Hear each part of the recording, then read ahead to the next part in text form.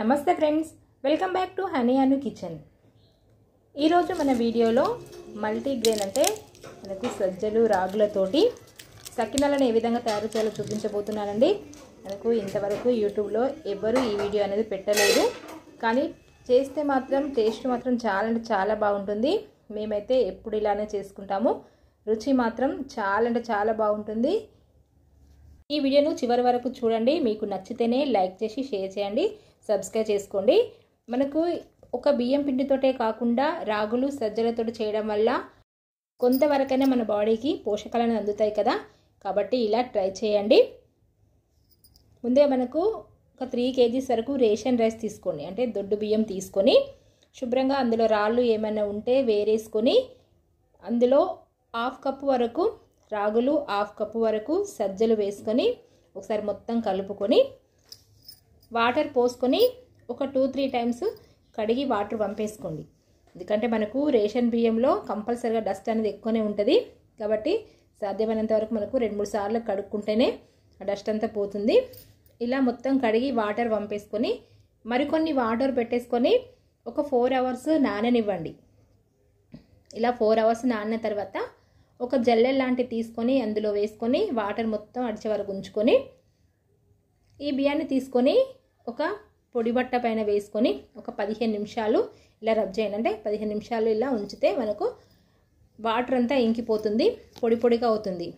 ఇలా పొడి పొడిగా అయిన దాన్ని మనం మిల్లుకి ఇచ్చుకొని మెత్తగా గ్రైండ్ చేయించుకోండి.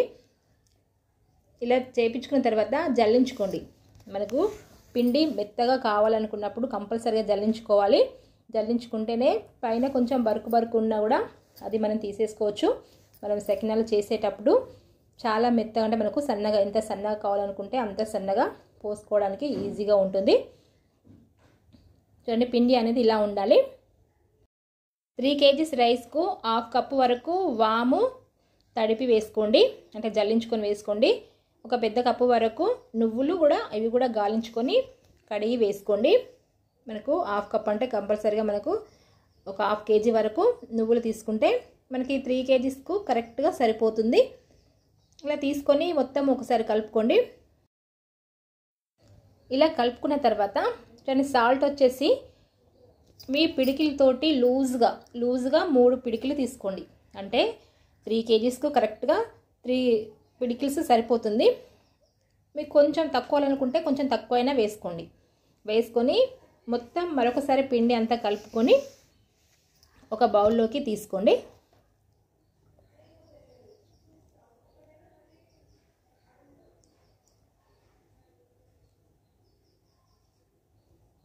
ఇలా ఎవరు ఎప్పుడు చేయలేదు కదండి, ఈసారి మీరు ఈ సంక్రాంతి పండుగకు ఇలా చేయండి. టేస్ట్ మాత్రం చాలా అంటే చాలా బాగుంటుంది. ఇలా తీసుకొని కొద్దిగా వాటర్ పోసుకుంటూ పిండి అంతా కలుపుకోండి. ఒకేసారి మొత్తం పోసుకోకుండా మనకు వాటర్ ఎంత సరిపోతుందో అంతా కొద్దిగా పోసుకుంటూ పిండి అనేది కలుపుకోండి. మనకు పిండి అనేది ఎంత ఎక్కువ కలుపుకొని నానబెట్టేసుకుంటే అంత సన్నగా మనం సకినాలు అనేది పోసుకోవచ్చండి.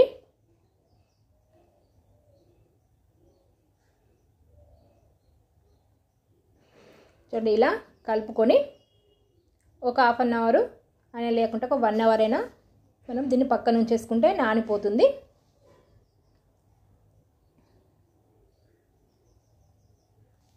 ఇలా నానిన తర్వాత కొద్దిగా వేరొక బౌల్లోకి తీసుకొని కొంచెం పిండి అంతా కలుపుకుంటూ రౌండ్ సకినాల్లాగా చేసుకోండి.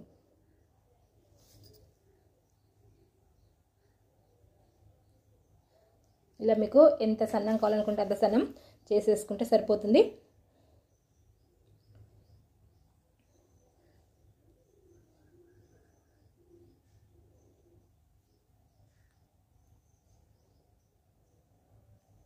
ఇలా చేసుకుని ఒక మూకుడు పెట్టేసుకొని అందులో ఆయిల్ పోసుకొని ఆయిల్ బాగా వేడి చేసుకోండి. ఆయిల్ బాగా వేడి చేసుకొని ఇలా ఒక ప్లేట్ పైన వేసుకొని కాల్చుకోండి. మరీ ఎర్రగా కాకుండా చూసుకుంటూ ఒక పుల్ల సహాయంతో ఇలా తీసుకోండి. ఈ సకినాలు అనేది మెత్తగా ఉంటాయని మీరు డౌట్ పడకండి, చాలా కరకర ఉంటాయి. కంపల్సరిగా ఈసారి ఈ పండుగకు మీరు ఇలా ట్రై చేయండి.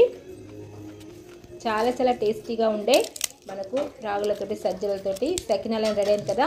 ఈ వీడియో మీకు నచ్చినట్లయితే ఒక లైక్ చేసి షేర్ చేసి సబ్స్క్రైబ్ చేసుకోండి.